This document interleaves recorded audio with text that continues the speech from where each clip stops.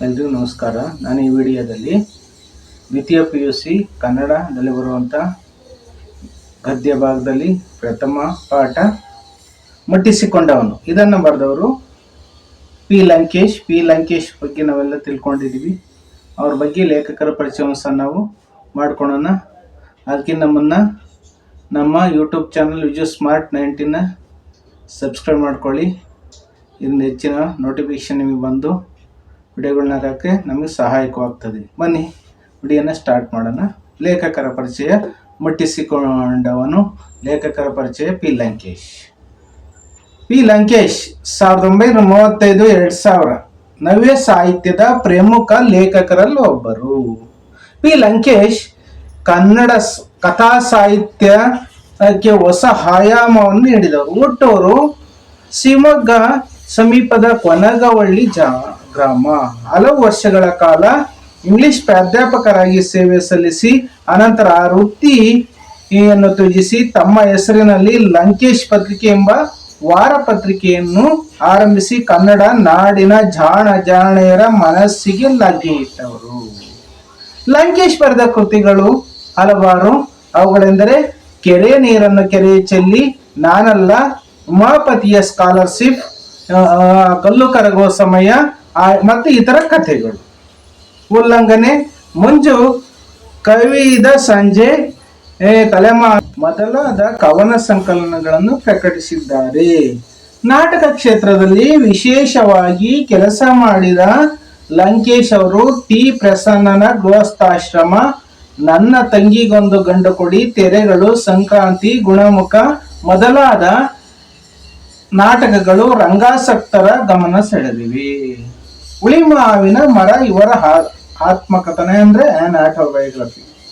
ಪಾಪದ ಹೂಗಳು, ದೊರೆ ಈಡಿಪಸ್ ಮತ್ತು ಅಂತಿಗೊನೆ ಅನುವಾದ ಕೃತಿಗಳು. ಪ್ರಸ್ತುತ ಕಂಡದ್ದು ಕಂಡೆ ಹಾಗೆ ಇವರ ವಿಮರ್ಶಾ ಕೃತಿಗಳು. ಅಕ್ಷರ ಹೊಸ ಕಾವ್ಯ ವೆರಿ ಇಂಪಾರ್ಟೆಂಟ್. ಇವರು ಸಂಗ್ರಹಿಸಿ ಸಂಪಾದಿಸಿದ ವಿಶಿಷ್ಟ ಕವನ ಸಂಗ್ರಹ. ಲಂಕೇಶ್ ಪತ್ರಿಕೆಯಲ್ಲಿ ಇವರು ಬರೆದ ಟೀಕೆ ಟಿಪ್ಪಣಿ, ಮರೆಯುವ ಮುನ್ನ ಅಂಕಣಗಳು ಪುಸ್ತಕ ರೂಪದಲ್ಲಿ ಪ್ರಕಟವಾಗಿವೆ. ಪಲ್ಲವಿ, ಅನುಪಲ್ಲವಿ, ಅನುರೂಪ, ಎಲ್ಲಿಂದಲೋ ಬಂದವರು ಮೊದಲಾದ ಚಿತ್ರಗಳನ್ನು ನಿರ್ದೇಶಿಸಿದ ಲಂಕೇಶ್ ಪಲ್ಲವಿ ಚಿತ್ರ ನಿರ್ದೇಶನಕ್ಕೆ ರಾಷ್ಟ್ರ ಪ್ರಶಸ್ತಿ ಪಡೆದಿದ್ದಾರೆ. 1993ರಲ್ಲಿ ಲಂಕೇಶ್ ಅವರಿಗೆ ಕೇಂದ್ರ ಸಾಹಿತ್ಯ ಅಕಾಡೆಮಿ ಪ್ರಶಸ್ತಿಯು ಸಹ ಲಭಿಸಿದೆ. ಮುಟ್ಟಿಸಿಕೊಂಡವನು ಲಂಕೇಶ್ ಅವರು ಬರೆದ ವಿಶಿಷ್ಟ ಕಥೆಗಳಲ್ಲೊಂದು. ವ್ಯಕ್ತಿಯ ಮುಗ್ಧತೆ, ಸಣ್ಣತನ ಮತ್ತು ಆತನೊಳಗೆ ಒದಗಿರುವ ಜಾತಿ ಪ್ರಜ್ಞೆ ನೋಡಿ, ಇವು ಉಂಟು ಮಾಡುವ ನೋವು, ತಳಮಳ, ಸಮಸ್ಯೆಗಳನ್ನು ತಣ್ಣನೆಯ ಶೈಲಿಯಲ್ಲಿ ಈ ಕಥೆ ನಿರೂಪಿಸುತ್ತದೆ. ವ್ಯಕ್ತಿಯ ಜಾತಿ ಪ್ರಜ್ಞೆ ಹುಟ್ಟು ಹಾಕುವ ಸಮಸ್ಯೆ ಮತ್ತು ಈ ಹವಾಮಾನಗಳನ್ನು ಮಾನವೀಯ ನೆಲೆಯಲ್ಲಿ ಎದುರಿಸುವ ವೈದ್ಯನ ಪ್ರಾಮಾಣಿಕತೆ, ಈ ಎರಡರ ವೈರುಧ್ಯದಲ್ಲಿಯೂ ಕಥೆಯ ತೀವ್ರತೆ ಇದೆ. ಶಿವರಾಮ್ ಕಾರಂತರ ಚೋಮನ ದುಡಿ ಕಾದಂಬರಿಯ ನಂತರ ದಲಿತ ಸಂವೇದನೆಯನ್ನು ದಲಿತರೇತರನೊಬ್ಬ ವಿಶಿಷ್ಟವಾಗಿ ನೋಡುವ ಸಂದರ್ಭ ಈ ಕಥೆಯಲ್ಲಿದೆ. ಯಾವ ಕಥೆಯಲ್ಲಪ್ಪ ಅಂದ್ರೆ ಮುಟ್ಟಿಸಿಕೊಂಡವನು ಕಥೆಯಲ್ಲಿದೆ. ಈಗ ಪಾಠದ ಆಶಯ ಏನು ಅಂತ ತಿಳ್ಕೊಳ್ಳೋಣ. ಜಾತಿ ಪದ್ಧತಿ ಶತಶತಮಾನಗಳ ಕಾಲದಿಂದಲೂ ಬೆಳೆದು ಬಂದಿರುವ ಕ್ರೂರ ಪದ್ಧತಿ. ಜಾತಿ ಹಿನ್ನೆಲೆಯಲ್ಲಿ ವ್ಯಕ್ತಿಗಳನ್ನು ನೋಡುವ ಮೌಢ್ಯ, ಆ ನೆಲೆಯಲ್ಲಿ ನಡೆಯುವ ಶೋಷಣೆ ಇನ್ನೂ ಸಹವಾಗಿಲ್ಲ. ಶಿಕ್ಷಣ, ನಗರೀಕರಣ, ವಿಜ್ಞಾನದ ಬೆಳವಣಿಗೆಗಳಿಂದಲೂ ನಮ್ಮ ದೇಶ ಜಾತಿ ಪದ್ಧತಿಯಿಂದ ಮುಕ್ತವಾಗದಿರುವುದು ನಮ್ಮ ದುರಂತ. Very important. ಈಗಲೂ ಸಹ ನಡೀತಾ ಇದೆ, ಮುಂದೂ ಸಹ ನಡೀತದೆ. ವ್ಯಕ್ತಿಯ ನಡುವಿನ ತರತಮ ಭಾವನೆಗಳು, ಮಾನವೀಯವಾಗಿ ನೋಡುವ ಗುಣ ಬೆಳೆಯಬೇಕಾಗಿದೆ ಮತ್ತು ಶರಣರ ಸಂತರ ಸಮಾನತೆಯ ಆಶಯ ಸಾಕಾರಗೊಳ್ಳಬೇಕಾಗಿದೆ. ಬದಲಾವಣೆಗಾಗಿ ಹಂಬಲಿಸುತ್ತಿರುವ ಸಮಾಜಕ್ಕೆ ಬಿಡುಗಡೆಯ ದಾರಿಯನ್ನು ತೋರಿಸುವ ದಿಕ್ಕಿನಲ್ಲಿ ಈ ಕತೆ ಮುಖ್ಯ ಹೆಜ್ಜೆನಿಟ್ಟಿದೆ. ಲಂಕೇಶ್ರು ನಿಜವಾದ ಅರ್ಥದಲ್ಲಿ ವಿಸ್ಮಯದ ಸೃಷ್ಟಿಕರ್ತ. ನೋಡಿ, ವಿಸ್ಮಯದ ಸೃಷ್ಟಿಕರ್ತರು ಲಂಕೇಶ್ವರು. ಹಿಂಸೆಯನ್ನು ನಿಕಷವಾಗಿ ಹಾಗೂ ತಂತ್ರ ವಿಧಾನವಾಗಿ ಬಳಸಿ ವ್ಯಕ್ತಿಯ ಬೋಸಂಬೇತನವನ್ನು ಅಥವಾ ಪ್ರಜ್ಞಾ ಸ್ತರದಲ್ಲಿ ಆ ವ್ಯಕ್ತಿಯು ಗುರುತಿಸಿಕೊಂಡಿರಲಾರದ ಅನುಭವ ಅದ ಬಿರುಕನ್ನು, ಅಲ್ಪತೆಯನ್ನು ಒಂದೊಂದೇ ಪದರದಲ್ಲಿ ಬಿಚ್ಚುತ್ತಾ ಒಳಗಿನ ಸತ್ವವನ್ನು ಅದರ ನಗ್ನತೆಯಲ್ಲಿ ತೋರಿಸಿಬಿಡುವ ಶಕ್ತಿ ಅವರದು. ವರ್ತಮಾನದ ಘಟನೆ ಮತ್ತು ವ್ಯಕ್ತಿ ಮುಖಾಮುಖಿಯಾಗುವಲ್ಲಿ ನಿಜ ತೆರೆದುಕೊಳ್ಳುವುದೆಂಬ ತಿಳುವಳಿಕೆ ಈ ಕಥೆಯ ಹಿಂದಿದೆ. ನೋಡೋಣ, ಕತೆಗೆ ಬರೋಣ ನಾವು. ನೋಡಿ, ಏನ್ ಮುಟ್ಟಿಸಿಕೊಂಡವನು ಆ ಕತೆ ಲಂಕೇಶ್ ಬರ್ದಿರೋದು ಅಂದ್ರೆ, ನೋಡಿ ಏನೇನು ಕ್ಯಾರೆಕ್ಟರ್ ಅಲ್ಲಿ ಬಸಲಿಂಗ್ ಬರ್ತಾನೆ, ಡಾಕ್ಟರ್ಗಳು ಬರ್ತಾರೆ, ನೋಡೋಣ ಏನೇನು ಬರ್ತಾರೆ ಅನ್ನೋದು. ಬನ್ನಿ ಕತೆಗೆ ಹೋಗೋಣ. ಮುಟ್ಟಿಸಿಕೊಂಡವನು ಕತೆಗೆ. ಅದಕ್ಕೆ ನಮ್ಮನ್ನ ಈ ವಿಡಿಯೋನ ಲೈಕ್ ಮಾಡಿ, ಕಮೆಂಟ್ ಮಾಡಿ, ಶೇರ್ ಮಾಡಿ, ಹಾಗೂ ನಮ್ಮ ಯೂಟ್ಯೂಬ್ ಚಾನಲ್ನ ಸಬ್ಸ್ಕ್ರೈಬ್ ಮಾಡ್ಕೊಳ್ಳಿ ದಯವಿಟ್ಟು. ಬಸಲಿಂಗನಿಗೆ ಅದು ಪುರುಷತ್ತಿಲ್ಲದ ಕಾಲ. ಗೆಯುವುದನ್ನು 4 ದಿನ ತಡವಾದರೆ ಕುಳ ನೆಲದಲ್ಲಿ ನಾಟುವುದಿಲ್ಲ. ಆದರೆ ಇರುವ 2 ಎತ್ತುಗಳಲ್ಲಿ ಒಂದು ನಗ ಇಟ್ಟೊಡನೆ ಮಲಗಿ ಬಿಡುತ್ತದೆ, ಎಷ್ಟು ಹೊಡೆದರೂ ಹೇಳುವುದಿಲ್ಲ. ಇನ್ನೊಂದು ಕೂಡ ತನ್ನ ಸಹೋದ್ಯೋಗಿಯಂತೆ ಆಗಿಬಿಡುವ ಸೂಚನೆಗಳಿವೆ. ಮಲಗಿದ್ದು ಒಂದು ಏಟು ಕೊಟ್ಟೊಡನೆ ಹೇಳುತ್ತದೆ. ಜೊತೆಗಾರ ಹೇಳುವುದನ್ನೇ ಕಾದು ಕೆಲಸವಿಲ್ಲದ ಬಗ್ಗೆ ಕುಸಿಗೊಳ್ಳುವಂತೆ ಕಂಡುಬರುತ್ತದೆ. ಆದ್ದರಿಂದ ಬಸಲಿಂಗ 2 ಎತ್ತುಗಳನ್ನು ಯಾರಾದರೂ ಒಬ್ಬರಿಗೆ ಸಾಟಿಯಲ್ಲಿ ಕೊಟ್ಟು ಹೊಸ ಎತ್ತುಗಳನ್ನು ಹಂಚಿಕೊಳ್ಳಬೇಕು. ಮಗುವಿಗೆ ಮೈಯಲ್ಲಿ ಸರಿಯಿಲ್ಲ, ಶಿವನೂರು ಸ್ವಾಮಿಗಳಿಗೆ ತೋರಿಸಬೇಕು ಎಂದು ಹೆಂಡತಿ ಸಿದ್ಲಿಂಗಿ ಹೇಳುತ್ತಲೇ ಇದ್ದಾಳೆ. ಮಗುವಿನ ಕೆಮ್ಮು ಹೋಗುತ್ತಲೇ ಇಲ್ಲ. ಈ ನಡುವೆ ಬಸಲಿಂಗನಿಗೆ ಇನ್ನೊಂದು ತೊಂದರೆ ಕಾಣಿಸ್ಕೊಂಡಿತ್ತು. ಈ ತೊಂದರೆ ತನ್ನನ್ನು ಇಷ್ಟೊಂದು ಘಾಸಿಗೊಳಿಸಿತೆಂದು ಬಸಲಿಂಗ ಊಹಿಸಿರಲಿಲ್ಲ. ತನ್ನ ಮಲಗುವ ಎತ್ತುಗಳನ್ನ ಸಾಟಿ ಮಾಡಲು ಹೇಳಬೇಕಾದ ಸುಳ್ಳು ಅವನ ತಲೆ ತಿನ್ನತೊಡಗಿತ್ತು. ಸುಳ್ಳು ಹೇಳಲು ಬೇಕಾದ ಛಾತಿ ಮಾತುಗಾರಿಕೆ ಅವನಲ್ಲಿರಲಿಲ್ಲ. ಎತ್ತುಗಳ ಬಗ್ಗೆ ಹೇಳಲು ಒಳ್ಳೆಯವರನ್ನು ಲೆಕ್ಕ ಹಾಕಿದಂತೆ ತಲೆ ಬಿಸಿಯಾಗುತ್ತಿತ್ತು. ಅದೇನೇ ಆದರೂ ಈ ಸಮಯದಲ್ಲಿ ಬಸಲಿಂಗನ ಎಡಗಣ್ಣಲ್ಲಿ ಕಾಣಿಸಿಕೊಂಡ ನೋವು ಹೆಚ್ಚಾಗುತ್ತಲೇ ಹೋಯಿತು. ನೋಡಿ, ಇದು ಬಸಲಿಂಗನ ಮನೆಯ ಸನ್ನಿವೇಶದ ಒಂದು ಪರಿಚಯ. ಹೇಗಿದೆ ಅನ್ನೋದು, ಬಡತನ ಅನ್ನೋದು ಏನ್ ಮಾಡುತ್ತೆ ಈ ದೇಶದಲ್ಲಿ ಕಿತ್ತಿಂತಿದೆಯಲ್ಲ ಭಾರತ ದೇಶದಲ್ಲಿ. ನೋಡಿ, ಬಸಲಿಂಗನ ಪರಿಸ್ಥಿತಿನ ಲೇಖಕರಾದ ಪಿ ಲಂಕೇಶ್ ಅವರು ಒಂದು ವಿವರವಾಗಿ ಕಥೆಯ ರೂಪದಲ್ಲಿ ಎಳೆದಿದ್ದಾರೆ. ಯಾರ ಅರ್ಥ ಅಂತ ತಿಳ್ಕೊಳ್ಳೋಣ. ಬಸಲಿಂಗನಿಗೆ ಅದು ಪುರಸೊತ್ತಿಲ್ಲದ ಕಾಲ. ಬಸಲಿಂಗನಿಗೆ ಇಲ್ಲಿ ಕಥೆಯ ವ್ಯಕ್ತಿ, ಪ್ರಧಾನ ವ್ಯಕ್ತಿ ಬಸಲಿಂಗ. ಇವನಿಗೆ ಪುರುಷೊತ್ತು ಅಂದ್ರೆ ಬಿಡುವಿಲ್ಲದ ಕಾಲ. ಯಾಕಪ್ಪ ಅಂದ್ರೆ ಗೇಯುವುದನ್ನು 4 ದಿನ ತಡ ಮಾಡಿದರೆ ಕುಳ ನೆಲದಲ್ಲಿ ನಾಟುವುದಿಲ್ಲ. ಗೇಯುವುದು ಅಂದ್ರೆ ಉಳುಮೆ ಮಾಡೋದು, ಭೂಮಿಯನ್ನು ವ್ಯವಸಾಯ ಮಾಡೋದು. ಎತ್ತುಗಳ ಮೂಲಕ ನೊಗ ನೇಗಿಲುಗಳನ್ನ ಹಾಕೊಂಡು ಅದನ್ನ ಉಳುಮೆ ಮಾಡೋದು. ಗೇಯೋದು ಅಂದ್ರೆ ಉಳುಮೆ ಮಾಡೋದು, ವ್ಯವಸಾಯ ಮಾಡೋದು, ಬೇಸಾಯ ಮಾಡೋದು ಅಂತ ಅದರ ಅರ್ಥ. 4 ದಿನ ತಡ ಮಾಡಿದ್ರೆ ಯಾಕಪ್ಪ, ಮಳೆ ಬರುತ್ತೆ. ಮಳೆ ಬಂದು 4 ದಿನ ತಡ ಮಾಡಿದ್ರೆ ಅದು ಡ್ರೈ ಆಗುತ್ತೆ, ಒಣಗೋಗುತ್ತೆ. ಅದರ ಶೀತಾಂಶ ಇರಲ್ಲ, ಒಣಗಿದಾಗ ಭೂಮಿಯನ್ನು ಉಳಕ್ಕಾಗೋದಿಲ್ಲ. ಅದರಿಂದ ಲೇಖಕರು ಹೇಳ್ತಿದ್ದಾರೆ 4 ದಿನ ತಡ ಮಾಡಿದ್ರೆ ಕುಳ ಅಂದ್ರೆ ನೇಗಿಲನ ಕುಳ ನೆಲದಲ್ಲಿ ನಾಟೋದಿಲ್ಲ, ಹೋಗೋದಿಲ್ಲ, ಉಳುಮೆ ಮಾಡಕ್ ಆಗಲ್ಲ ಅಂತ ಅದರ ಅರ್ಥ. ಆದರೆ ಇರುವ 2 ಎತ್ತುಗಳಿದಾವಲ್ಲ, ಒಂದು ನೊಗ ಇಟ್ಟೊಡೆ ಕೆಳಗೆ ಮಲ್ಕೊಂಡ್ಬಿಡೋದು. ನೋಡಿ, ಎಷ್ಟು ಹೊಡೆದ್ರು ಅದು ಮೇಲೆ ಹೇಳೋದೇ ಇಲ್ಲ. ಇನ್ನೊಂದು ಕೂಡ ತನ್ನ ಸಹೋದ್ಯೋಗಿಯಂತೆ ಆಗಿಬಿಡೋ ಸೂಚನೆಗಳಿವೆ. ಒಂದು ಎತ್ತು ನೊಗ ಇಟ್ಟಕ್ಕೆ ಮಲಗೋದು, ಇನ್ನೊಂದು ದಿವಸ ಕಳ್ಳೆತ್ತು, ಆ ಕಳ್ಳೆತ್ತಿನಂತೆ ಇದು ಹಾಗೆ ಮಾಡಕ್ಕೆ ಪ್ರಾರಂಭ ಮಾಡ್ತಾ ಇರುವಂತ ಸೂಚನೆಗಳು ಕಂಡು ಬರ್ತಿದ್ವು. ಮಲಗಿದ್ದು ಒಂದು ಏಟು ಕೊಟ್ಟರೆ ಹೇಳ್ತು. ಒಂದು ಏಟು ಕೊಟ್ಟಕ್ಕೆ ಎದ್ದಾಳು ಅಂತೇಳಿ ಏಟನಿಗೆ ಬಾರಿಸ್ತಕ್ಕೆ ಅದು ಎತ್ತು ಮಲಗಿದ್ದು ಎದ್ದು ಬಿಡುತ್ತೆ.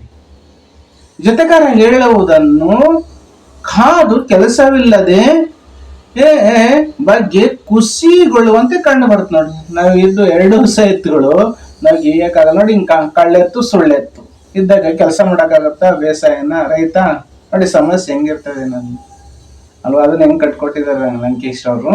ಆದ್ರಿಂದ ಬಸಲಿಂಗ 2 ಎತ್ತುಗಳನ್ನ ಯಾರಾದ್ರೂ ಒಬ್ರಿಗೆ ಸಾಟಿಯಲ್ಲಿ ಕೊಟ್ಟು ಹೊಸ ಎತ್ತುಗಳನ್ನು ಹಂಚ್ಕೊಳ್ಳಬೇಕು. ಸಾಟಿ ಅಂದ್ರೆ ವಿನಿಮಯ, ಎಕ್ಸ್ಚೇಂಜ್ ಮಾಡ್ಕೊಂಡು ಸಾಟಿ ಮಾಡೋದು. ಆ ಎತ್ತಿಗೆ ಇನ್ನೊಂದು ಎತ್ತಿಗೆ ವಿನಿಮಯ ಮಾಡ್ಕೊಂಡು ಎಕ್ಸ್ಚೇಂಜ್ ಮಾಡ್ಕೊಂಡು ಸ್ವಲ್ಪ ಎತ್ತುಗಳು ಚೆನ್ನಾಗಿದೆ ಸ್ವಲ್ಪ ಹೆಚ್ಚುವರಿ ಹಣ ನೀಡೋದು, ಇದನ್ನೇ ಸಾಟಿ ಅಥವಾ ವಿನಿಮಯ ಪದ್ಧತಿಯಿಂದ ಕರೀತಾರೆ. ಕೊಟ್ಟು ಹೊಸ ಎತ್ತುಗಳನ್ನು ಹಂಚಿಕೊಳ್ಬೇಕು, ತಗೋಬೇಕು. ಆ ತಗೋಬೇಕಾದ ಒಂದು ಸನ್ನಿವೇಶ ಎಲ್ಲಿದೆ? ಇನ್ನೊಂದು ಸನ್ನಿವೇಶ ಏನಪ್ಪ ಅಂದ್ರೆ ಮಗುವಿನ ಮೈಯಲ್ಲಿ ಸರಿ ಇಲ್ಲ, ಮಗುವಿಗೆ ಮೈಗೆ ಸರಿ ಇಲ್ಲ ಅಂದ್ರೆ ನಮ್ಮ ಮಗನಿಗೆ ಮೈನಲ್ಲಿ ಅಂದ್ರೆ ಹುಷಾರಿಲ್ಲ, ಆರೋಗ್ಯ ಸರಿ ಇಲ್ಲ ಅಂತಂದ್ರ ಅರ್ಥ. ಶಿವನೂರು ಸ್ವಾಮಿಗಳಿಗೆ ತೋರಿಸ್ಬೇಕಂತ ಬಸ್ಲಿಂಗನ ಹೆಂಡತಿ ಸಿದ್ಲಿಂಗಿ ಹೇಳ್ತಲೇ ಇದ್ದಾಳೆ. ಬಸ್ಲಿಂಗನ ಹೆಂಡತಿ ಸಿದ್ಲಿಂಗು ಎರಡನೇ ಪಾತ್ರೆಯಲ್ಲಿ ಬಂತು, ಒಂದು ಬಸ್ಲಿಂಗ ಇನ್ನೊಂದು ಸಿದ್ಲಿಂಗಿ.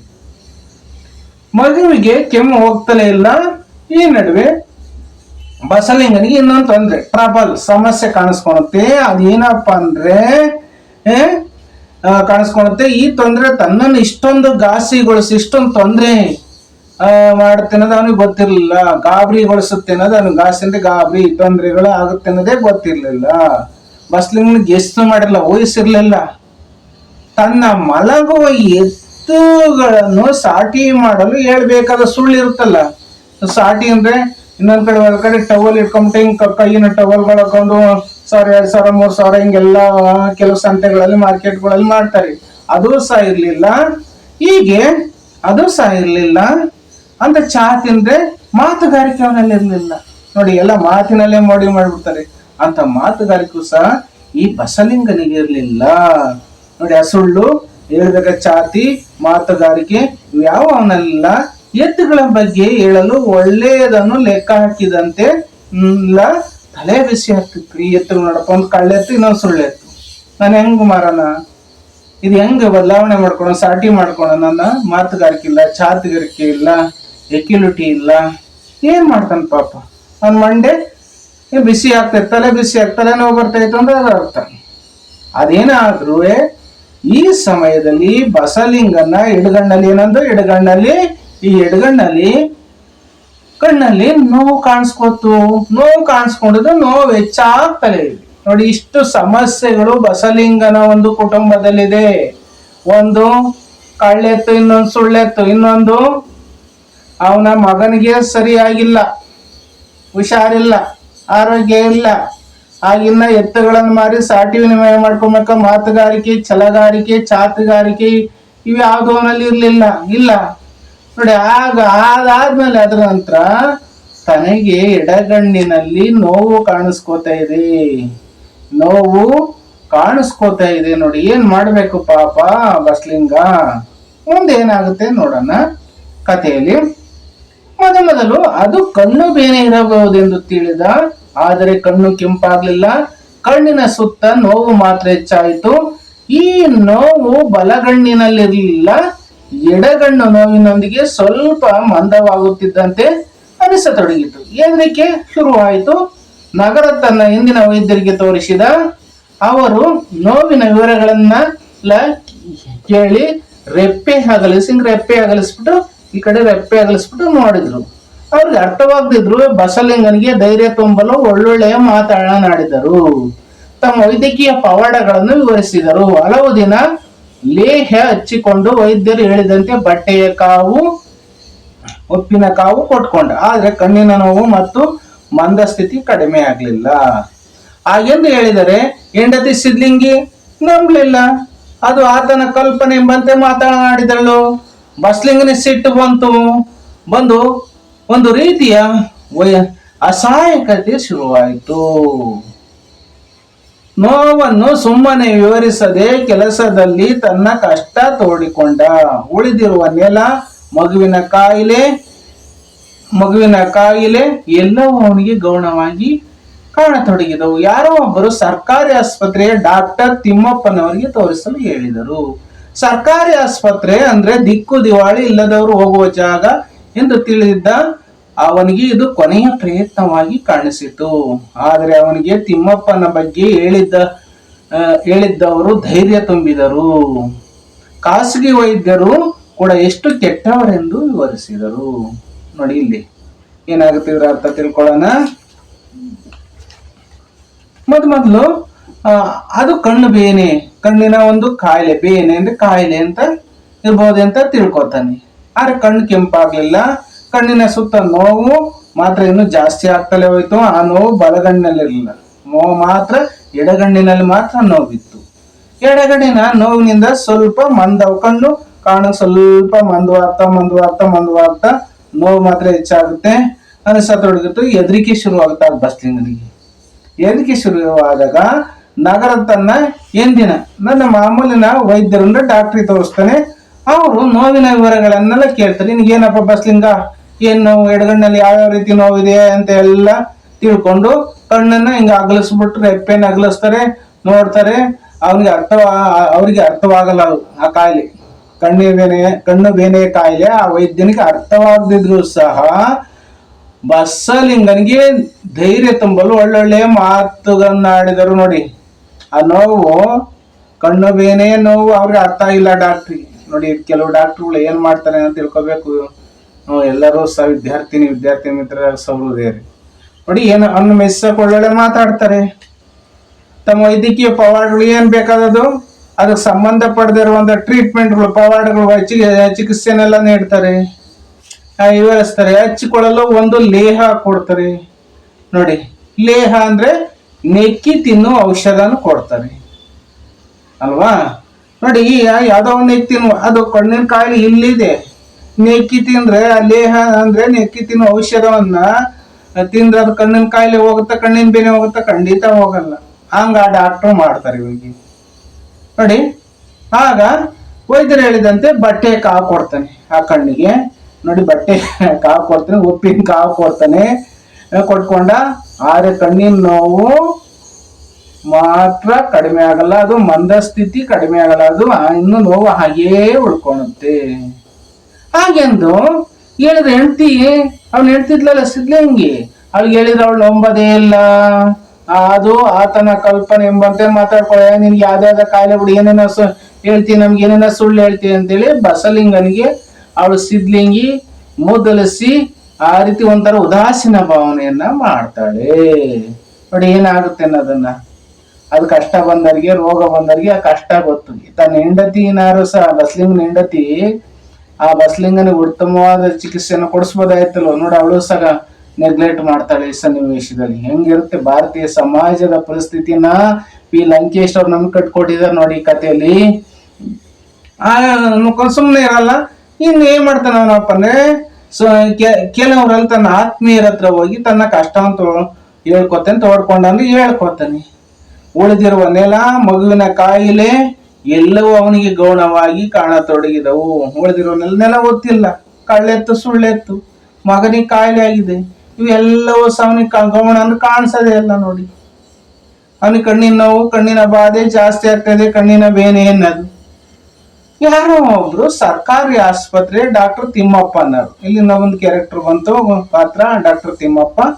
ಅವ್ರಿಗೆ ತೋರಿಸಲು ಹೇಳಿದರು. ಸರ್ಕಾರಿ ಆಸ್ಪತ್ರೆ ಅಂದ್ರೆ ದಿಕ್ಕು ದಿವಾಳಿ ಇಲ್ಲದವರು ಹೋಗುವ ಜಾಗ ಎಂದು ತಿಳಿದಿದ್ದ ಅವನಿಗೆ ಇದು ಕೊನೆಯ ಪ್ರಯತ್ನ ಕಾಣಿಸ್ತದೆ. ದಿಕ್ಕು ದಿವಾಳಿ ಇಲ್ದವರು, ಬಡವರು, ಬಗ್ರು, ದಿಕ್ಕು ದಿವಾಳಿ ಇಲ್ದ, ದಿಕ್ಕು ದೆಸೆ ಇಲ್ದವ್ರು ಹೋಗರಂತ ತಿಳ್ಕೊಂಡಿದ್ದ ಬಸ್ಲಿಂಗನಿಗೆ ಕೊನೆಯದಾಗ ಅದೇ ಗತಿ ಆಗುತ್ತೆ ನೋಡಿ. ಅಲ್ಲಿಗೆ ಹೋಗಿ ತೋರಿಸ್ತಾನೆ. ಆದರೆ ಅವನಿಗೆ ತಿಮ್ಮಪ್ಪನ ಬಗ್ಗೆ ಹೇಳಿದವರು ಧೈರ್ಯ ತುಂಬಿದವರು. ಡಾಕ್ಟರ್ ತಿಮ್ಮಪ್ಪ ಅಂತ ಇದ್ರೆ ಒಳ್ಳೆ ಕಣ್ಣಿನ ಡಾಕ್ಟ್ರು, ನೀನು ಹೋಗಿ ತೋರ್ಸಪ್ಪ ಅವ್ರಿಗಿಂತ ಕೆಲವರು ಅವನಿಗೆ ಬಸ್ಲಿಂಗನ್ ಧೈರ್ಯವನ್ನು ಹೇಳಿರ್ತಾರೆ. ಆಮೇಲೆ ಖಾಸಗಿ ವೈದ್ಯರು ಸಹ ಇಷ್ಟು ಕೆಟ್ಟವ್ರು ಎಂದು ಕೆಲವರು ಹೇಳ್ತಾರೆ. ಕೆಲವರು ಪ್ರೈವೇಟ್ ಕ್ಲಿನಿಕ್ಗಳು, ಪ್ರೈವೇಟ್ ಡಾಕ್ಟರ್ಗಳು ಇದೆಲ್ಲ ಖಾಸಗಿ ವೈದ್ಯರು ಹಣ ಮಾಡೋದೇ ಅವ್ರದ್ದು ಒಂದು ದಂಧೆ ಆಗಿದೆ ಅಂತ ಹೇಳ್ತಾರೆ. ಅದೆಲ್ಲ ಅವನಿಗೆ ಕೇಳಿಸುತ್ತೆ, ತಿಳ್ಕೊತಾನೆ. ಬಸವಲಿಂಗ ಅರ್ಥ ಮಾಡ್ಕೊತಾನೆ. ಬಸಲಿಂಗ ಅರ್ಥ ಮಾಡ್ಕೊಂಡು ಮುಂದೆ ಏನಾಗುತ್ತೆ ನೋಡೋಣ. ತನ್ನ ಸಜೆಸ್ಟೇಷನ್ ನೋಡಿ, ಒಂದ್ ಕಡೆ ಸರ್ಕಾರಿ ಆಸ್ಪತ್ರೆ ಅಂದ್ರೆ ದಿಕ್ಕು ದೆಸೆ ಇಲ್ದವ್ರು ಹೋಗುವಂತ ಜಾಗ ಅಂತ ಬಸ್ಲಿಂಗ್ ತಿಳ್ಕೊಂಡಿದ್ದ. ಕೆಲವ್ರು ಏನ್ ಹೇಳ್ತಾರಪ್ಪ ಅಂದ್ರೆ, ಖಾಸಗಿ ವೈದ್ಯರು ಸಹ ಎಷ್ಟು ಕೆಟ್ಟವರು, ಎಷ್ಟು ದುಡ್ಡಿನ ದಂಧೆ ಮಾಡ್ತಾರೆ ಅನ್ನೋದ್ರ ಬಗ್ಗೆನೂ ವಿವರಣೆಯನ್ನ ಬಸ್ಲಿಂಗನಿಗೆ ಕೊಟ್ಟಿರ್ತಾರೆ. ಮುಂದೆ ಏನಾಗುತ್ತೆ ನೋಡೋಣ.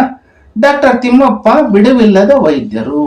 ಅವರ ಆಸ್ಪತ್ರೆಯಲ್ಲಿ 10 ಜನ ಸಾಲುಗಟ್ಟಿ ನಿಂತಿದ್ದರು. ಎಲ್ಲರೂ ಬಡವರು. ಬಸಲಿಂಗ ಕಾಯುತ್ತಾ ಕೂತ ಅವನ ಸರದಿ ಬಂದಾಗ ತಿಮ್ಮಪ್ಪನವರ ಎದುರು ನಿಂತ. ಒಟ್ಟಿಗೆ ತನ್ನ ಕಷ್ಟಗಳನ್ನು ತೋಡಿಕೊಂಡ. ತನ್ನ ಮಲಗುವ ಎತ್ತುಗಳಿಂದ ಹಿಡಿದು ತನ್ನ ನೋವು, ತನ್ನ ನಿದ್ರೆ, ನೆಮ್ಮದಿಯನ್ನೆಲ್ಲ ಕೆಡಿಸಿರುವುದನ್ನು ಹೇಳಿದ. ತಿಮ್ಮಪ್ಪ ಅವನನ್ನು ಪರೀಕ್ಷಿಸಿದರು. ಸೂಟಿಯಾದ ಬೆರಳುಗಳ ವಿಶ್ವಾಸ ತುಂಬಿದ ಮಾತುಗಳ ಡಾಕ್ಟರ್ ಬಸಲಿಂಗನ ದೃಷ್ಟಿಯ ಅಳತೆ ಸ್ಪಷ್ಟತೆಯನ್ನು ನೋಡಿದರು. ನೋವಿನ ಕಾರಣಕ್ಕಾಗಿ ಹುಡುಕಿದರು. ಕೊನೆಗೆ ಹೇಳಿದರು, ನಿನ್ನ ಕಣ್ಣು ಸರಿ ಹೋಗುತ್ತೆ, ಆದ್ರೆ ಆಪರೇಷನ್ ಆಗ್ಬೇಕು, ಪರವಾಗಿಲ್ವಾ ಅಂತ ಹೇಳ್ತಾರೆ. ಆಗ ಖಂಡಿತ ಸರಿ ಹೋಗುತ್ತೆ ಎಂಬಂತೆ ಬಸಲಿಂಗ ನೋಡಿದ. ಇದ್ರ ಅರ್ಥ ನೋಡ್ಕೊಂಡ ಇಲ್ಲ ಡಾಕ್ಟರ್ ತಿಮ್ಮಪ್ಪನ ಹತ್ರ ಈ ಬಸಲಿಂಗ ಬಂದ. ಆ ಡಾಕ್ಟರ್ ತಿಮ್ಮಪ್ಪನವ್ರ ಏನಪ್ಪಾ ಅಂದ್ರೆ ಬಿಡುವಿಲ್ಲದ ವೈದ್ಯರು, ಅಷ್ಟು ಒಳ್ಳೆ ಡಾಕ್ಟ್ರು, ಯಾವಾಗ್ಲೂ ಸಹ ಬ್ಯುಸಿ ಆಗಿದ್ರು. ವೈದ್ಯರಾಗಿ ರೋಗಿಗಳನ್ನ, ಪೇಷಂಟ್ಗಳನ್ನ ಟೆಸ್ಟ್ ಮಾಡ್ತಲೇ ಇದ್ರು, ಟ್ರೀಟ್ಮೆಂಟ್ ಕೊಡ್ತಲೇ ಇದ್ರು. ಅವ್ರ ಆಸ್ಪತ್ರೆಯಲ್ಲಿ 16 ಜನ ಸಾಲುಗಟ್ಟಿ ನಿಂತಿದ್ರು. ಸಾಲುಗಟ್ಟಿಂದ ಕ್ಯೂ ಅಲ್ಲಿ ನಿಂತ್ಕೊಂಡ್ರು. ಎಲ್ಲರೂ ಸಹ ಬಡವರು, ಅಲ್ಲಿ ಶ್ರೀಮಂತ ಯಾರೋ ಬಂದಿಲ್ಲ ನೋಡಿ.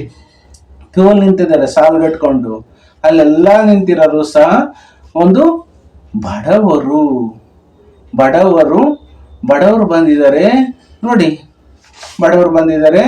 ಬಸ್ಲಿಂಗ್ ಸಹ ವೇಟ್ ಮಾಡ್ತಾ ಇದ್ದ, ಕಾಯ್ತಾ ಇದ್ದ. ಅವನ ಸರದಿ ಬಂತು. ತಿಮ್ಮಪ್ಪನವರ ಎದುರಿಗೆ ನಿಂತ್ಕೊಂಡು ಒಟ್ಟಿಗೆ ತನ್ನ ಕಷ್ಟಗಳನ್ನೆಲ್ಲ ತೊಡ್ಕೊಂಡ. ತನ್ನ ಎತ್ತುಗಳು ಏನಾಗಿದ್ದಾವೆ, ಕಳ್ಳೆತ್ತು ಸುಳ್ಳೆತ್ತು, ತನ್ನ ಮಗನಿಗೆ ಹುಷಾರಿಲ್ಲ, ನನಗೆ ಕಣ್ಣು ಬೇನೆ ಆಗಿದೆ, ಎಡಗಣ್ಣು ತುಂಬ ನೋವ್ತಾ ಇದೆ, ಹಾಗೂ ನನ್ನ ಮನೆಯಲ್ಲಿ ತುಂಬ ಕಷ್ಟ ಇದೆ ಅಂತ ಇದ್ದು ಬಂದ ಕಷ್ಟನೆಲ್ಲ ಹೇಳ್ಕೊಂಡ. ತನ್ನ ಮಲಗು ಎತ್ತುಗಳಿಂದ ಹಿಡಿದು ತನ್ನ ನೋವು, ತನ್ನ ನಿದ್ರೆ, ನೆಮ್ಮದಿ ಎಲ್ಲವನ್ನು ಕೆಡಿಸಿರೋದನ್ನು ಹೇಳ್ಕೊತಾನೆ. ಕಣ್ಣಿನ ಬೇನೆಯಿಂದ ಆಗಿರೋ ತೊಂದರೆನೆಲ್ಲ ಹೇಳ್ತಾನೆ. ತಿಮ್ಮಪ್ಪ ಏನ್ ಮಾಡ್ತಾರಪ್ಪ ಅಂದ್ರೆ ಡಾಕ್ಟರ್ ತಿಮ್ಮಪ್ಪನವರು ಅವನನ್ನ ಪರೀಕ್ಷಿಸಿದರನ್ನು ಟೆಸ್ಟ್ ಮಾಡ್ತಾರೆ. ಸೂಟಿಯಾದ ಬೆರಳುಗಳ ಒಂದು ವಿಶ್ವಾಸ ತುಂಬಿದ ಮಾತುಗಳ ಡಾಕ್ಟರ್. ಸೂಟಿಯಾದ ಚುರುಕಾದ ಬೆರಳುಗಳು ವಿಶ್ವಾಸವನ್ನ ತುಂಬುತ್ತಿದ್ದ ಡಾಕ್ಟರ್ ಯಾರಿಗೆ? ಬಸಲಿಂಗನಿಗೆ. ಬಸಲಿಂಗನ ದೃಷ್ಟಿ ಎಳತೆ ಸ್ಪಷ್ಟತೆಯನ್ನ ನೋಡಿದ್ರು. ಕ್ಲಾರಿಟಿನ್ ಮಾಡ್ಕೊಂಡು ಡಾಕ್ಟ್ರು ನೋವಿನ ಕಾರಣಕ್ಕಾಗಿ ಏನೇನು ನೋವು ಬಂದಿರಬಹುದು ಅಂತೇಳಿ ಆ ಕಾರಣವನ್ನೆಲ್ಲ ರೀಸನ್ ಎಲ್ಲ ಹುಡುಕ್ತಾರೆ, ಸರ್ಚ್ ಮಾಡಿ. ಕೊನೆಗೆ ಹೇಳ್ತಾರೆ ಡಾಕ್ಟ್ರು ತಿಮ್ಮಪ್ಪನವರು, ನಿನ್ನ ಕಣ್ಣು ಸರಿಯಾಗಿ ಬಸ್ಲಿಂಗ, ಆದ್ರೆ ಆಪರೇಷನ್ ಆಗ್ಬೇಕು, ಶಸ್ತ್ರಚಿಕಿತ್ಸೆ ಆಗ್ಬೇಕು, ಪರವಾಗಿಲ್ವಾ ನಿನಗೆ ಅಂತ ಹೇಳ್ತಾರೆ. ಆಗ ಖಂಡಿತ ಸರಿ ಹೋಗುತ್ತೆ ಎಂಬಂತೆ ಬಸಲಿಂಗ ನೋಡಿದ. ಖಂಡಿತ ಸರಿ ಹೋಗುತ್ತೆ ಅಂತ ಬಸಲಿಂಗ ನೋಡ್ತಾನೆ. ಇಷ್ಟು ಮುಟ್ಟಿಸಿಕೊಂಡವನು ಪಾಠದ ಅರ್ಧ ವಿಡಿಯೋ. ಈ ವಿಡಿಯೋ ಇಷ್ಟ ಆಗಿದೆ ಅಂತ ನಾನು ಭಾವಿಸ್ಕೊಂಡು ಈ ವಿಡಿಯೋನ ಮುಗಿಸ್ತೀನಿ. ಈ ವಿಡಿಯೋ ಇಷ್ಟ ಆದರೆ ಒಂದು ಲೈಕ್ ಕೊಡಿ, ಕಮೆಂಟ್ ಮಾಡಿ, ಶೇರ್ ಮಾಡಿ, ಹಾಗೂ ನಮ್ಮ ಯೂಟ್ಯೂಬ್ ಚಾನಲ್ ಸಬ್ಸ್ಕ್ರೈಬ್ ಮಾಡ್ಕೊಳ್ಳಿ. ಸರ್ವೇ ಜನ ಸುಖಿನೋ ಭವಂತು. ಎಲ್ಲರಿಗೂ ಒಳ್ಳೆಯದಾಗಲಿ.